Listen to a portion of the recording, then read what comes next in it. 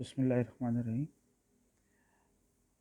ये है अल्लामा Iqbal open university का कोर्स है इकनॉमिक्स 0402 और इसकी मश्क नंबर 1 का सवाल नंबर 5 का तीसरा पार्ट। कीमत में तब्दीली का असर आमदनी, income effect of a price change. अच्छा, इस टॉपिक को करने से पहले थोड़ी कुछ फाउंडेशन चाहिए, बेस चाहिए, बुनियाद चाहिए। पहले वो पढ़ते हैं, फिर इसको समझते हैं कि क्या होता है। देखें, पहले हमने इसी मश्क के अंदर हमने पहले ही इंडिफरेंस कर्व का भी पढ़ा है कि इंडिफरेंस कर्व क्या होते हैं कि दो प्रोडक्ट्स का वो कॉम्बिनेशन कि जहाँ कंज्यूमर इंडिफरेंट हो, वो बिल्कुल इक्वली सेटिस्फाइड हो। यानी ये अगर ये है, देखें, ये इंडिफरेंस कर्व का मैप कहलाता है। ये जो पूरा नक्शा है, एक indifference curve, 2 3 4, IC1 IC2 IC3 IC4, ठीक है। तो यहाँ वाई होगा, वाई प्रोडक्ट इस्तेमाल कर रहा होगा, यहाँ इस पे इतनी एक्स कर रहा है, इतनी वाई कर रहा है इस पॉइंट पे। यानी वो जो कंज्यूमर है वो एक्स वाई दो प्रोडक्ट इस्तेमाल कर रहा है, वो यहाँ आएगा तो वाई कम कर देगा, एक्स बढ़ा देगा। कोई भी कॉम्बिनेशन हो इस लाइन पे, उसको बिल्कुल इक्वल सेटिस्फेक्शन मिलेगी। वो बिल्कुल एक ही तरह का उसको जो है सेटिस्फेक्शन हासिल होगी दो प्रोडक्ट्स यूज़ करने से एक एक कर्व पे। अगर उसके पास इनकम ज़्यादा है तो वो फिर क्या करेगा, इस ऊपर वाले पे चला जाएगा और इस पूरे जो है वो इन डिफरेंस कर पे उसको एक ही तरह की सेटिस्फेक्शन मिलेगी दो कमोडिटीज़ का मुख्तलिफ कॉम्बिनेशन इस्तेमाल करने से। और यही ऊपर के जितने भी इन डिफरेंस कर रहे हैं उसमें भी यही होगा। अच्छा, फिर एक होती है बजट लाइन। बजट लाइन ये कि ज़ाहिर है, अब बात ये कि अब वो जो कंज्यूमर है वो इस वाले इंडिफरेंस कर पे रहेगा, इस पे रहेगा, इस पे रहेगा, डिपेंड करता है उसकी इनकम कितनी है। इनकम कम है तो यहाँ रहेगा, इनकम बढ़ जाएगी तो यहाँ आ जाएगा, इनकम मज़ीद बढ़ेगी तो यहाँ आ जाएगा। तो इनकम के हवाले से फिर हमें बजट लाइन पढ़नी पड़ती है कि बजट लाइन क्या होता है। देखिए, फर्स्ट किया कि एक जो था, एक शख्स है, उसकी इनकम थी टोटल 180 रुपये, ठीक है। 180 रुपये उसकी इनकम थी। अब ये जो है अपना दो दो प्रोडक्ट्स हैं, एक है राइस चावल और वीट गंदम, दो दो प्रोडक्ट्स हैं। और राइस का रेट क्या है, राइस का रेट है, rice is being sold at 30 रुपये पर केजी है राइस, ठीक है। और वीट का क्या रेट है, 15 रुपये पर केजी है। तो अगर 180 उसकी इनकम है और अगर वो सारे के सारे पैसे जो है 180 वो अगर राइस खरीदने में लगा दे, चावल खरीदने में लगा दे, तो कितने किलो ले पाएगा। देखें, 180 उसकी टोटल इनकम है और 30 रुपीज़ पर केजी के एक किलो चावल है ना। 30 रुपीज़ के 1 किलो चावल हैं, तो 30 से डिवाइड करेंगे तो कितनी ले पाएगा, 6 kg चावल ले पाएगा।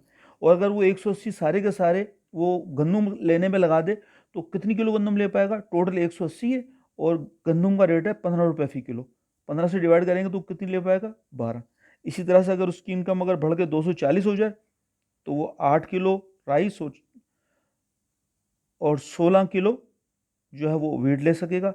इसी तरह से अगर उसकी इनकम 300 हो जाए बढ़ के मज़ीद, तो वो अगर सारे पैसे लगा दे 300 के 300 चावल पे, तो वो 10 किलो चावल ले सकता है या फिर वो 20 किलो गंदम ले सकता है, ठीक है। अब देखें बजट लाइन बनाते कैसे हैं। देखिए, यहाँ बजट लाइन बनाने का ये कहलाती है बजट लाइन। एक्स एक्सिस पे हमने ले लिया राइस, ठीक है, और वाई एक्सिस पे हमने ले लिया वीट। देखें, जब उसकी इनकम थी 180, तो 180 अगर वो सारे के सारे rice, R means rice, rice पे लगाए तो कितना ले सकता है, 6 kg। तो देखें, ये आ गया पॉइंट 6। ये हमने एक पॉइंट ले लिया 6 kg का।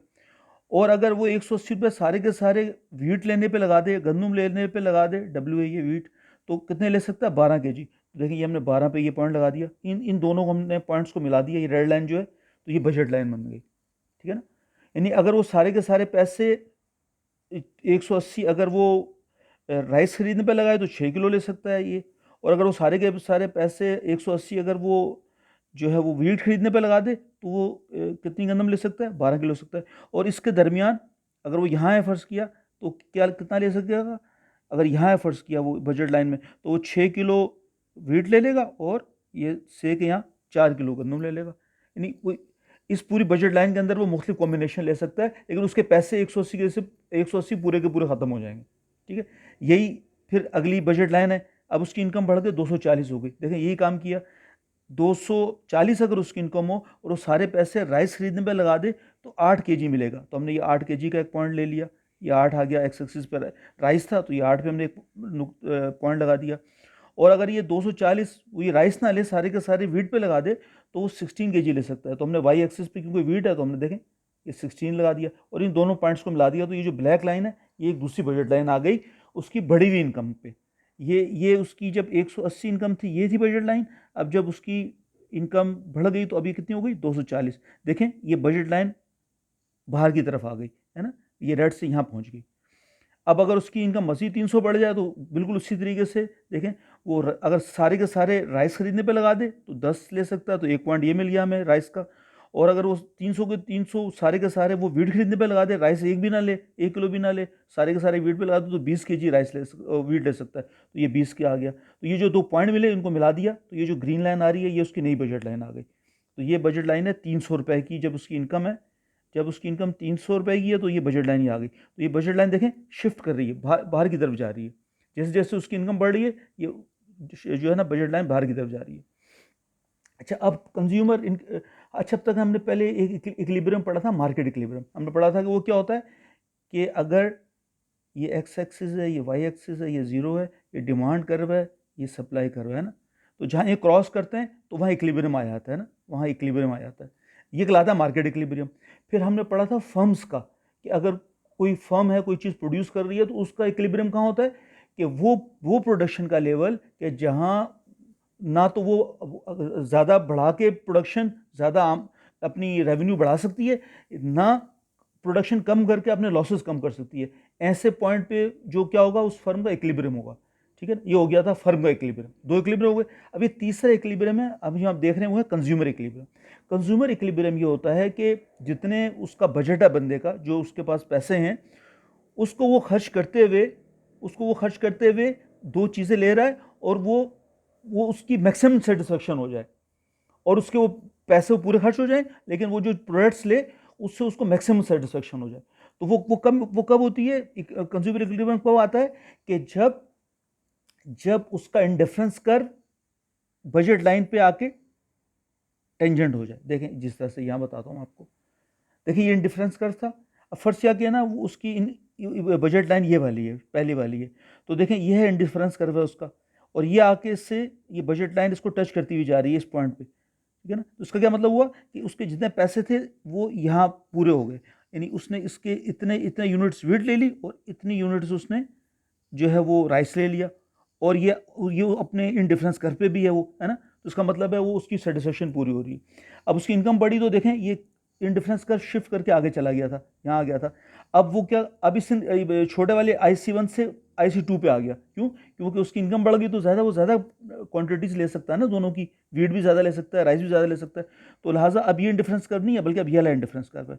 अब जब वो इस पे आया तो देखिए इस पे बजट लाइन टेंजेंट होगी, इसको टेंजेंट कहते हैं कि उसको बिल्कुल छूती हुई जाए, इन डिफरेंस कर्व को बिल्कुल छूती हुई जा रही है उस पॉइंट पे, तो ये कहलाता है टेंजेंट। ठीक है ना।